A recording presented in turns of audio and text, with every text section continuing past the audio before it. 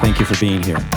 But let's thank the real superstars for being here. Ladies and gentlemen, Josh and Tyler, 21 Pilots. You guys didn't mind I put your name first this time? No, you're fine. Okay, great. I really appreciate that.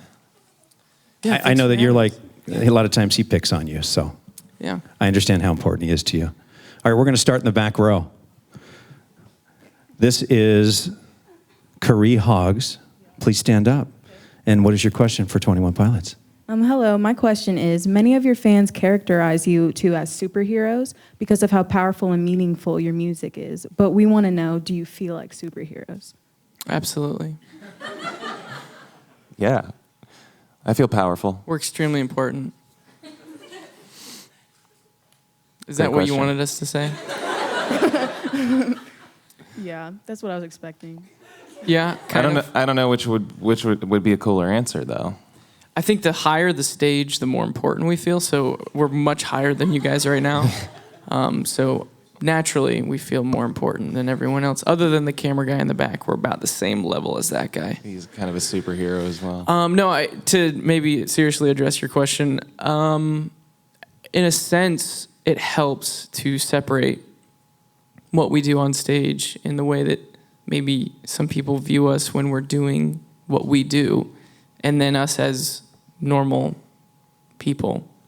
I think I had a thought the other day, and it's gonna sound odd because when you guys see me, you see the band, you see the songs, you see it all, and in a weird way, I have this healthy separation from it that no one else really understands, other than maybe my close family. And the thought that I had was, man, this 21 Pilots thing is really taken off. But the ability for me to view it as something as separate as like, oh, that thing over there is really doing well. I'm really excited about it. I'm proud of it. It is who I am. I take ownership of it. But that healthy separation of what it is and who I know myself to be, I think that because things didn't start happening for us until we were, in our mid-20s, was helpful. You see a lot of bands or artists get thrown into this way earlier, and they don't know how to make that separation, and it can really affect who they become because they're so tied to it. So ultimately, yes, we are superheroes.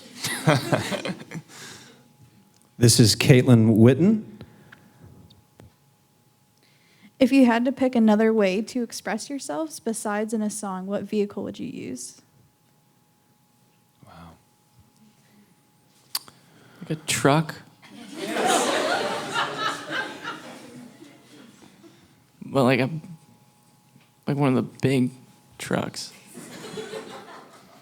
Just drive down the street expressing myself. I'd be I guess a model. Really? If you could drive a flatbed. Flatbread? Drive a flatbread. I like that. Yeah. You're saying you would be a model that drives a flatbed truck? I'll just ride on the back of the truck. Oh, I see what you're saying. So I would drive you around, and you would strike your pose. No, that would be town. terrible. I wouldn't do that. This is a good question, but I don't think we're going to answer it. I don't I think we're just going to dance around it. The problem is I've thought about that my whole life. What else would I do? And this is what I've landed on, and there was really nothing else.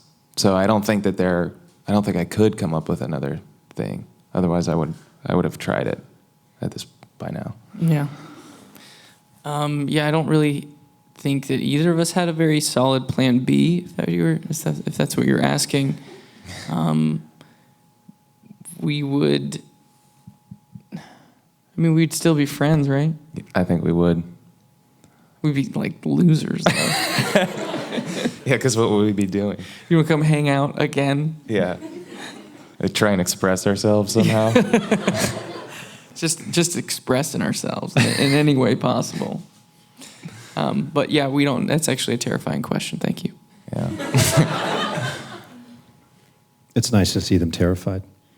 This is Molly Sinat. How long have you been developing the idea of Dima? Next.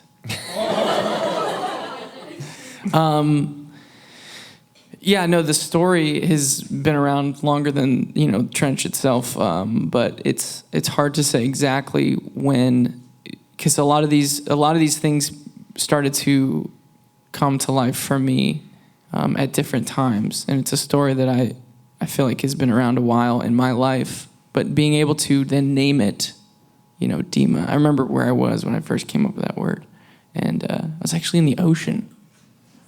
And I live in Ohio, so I'm not in the ocean very often. But there was something, I don't know what happened.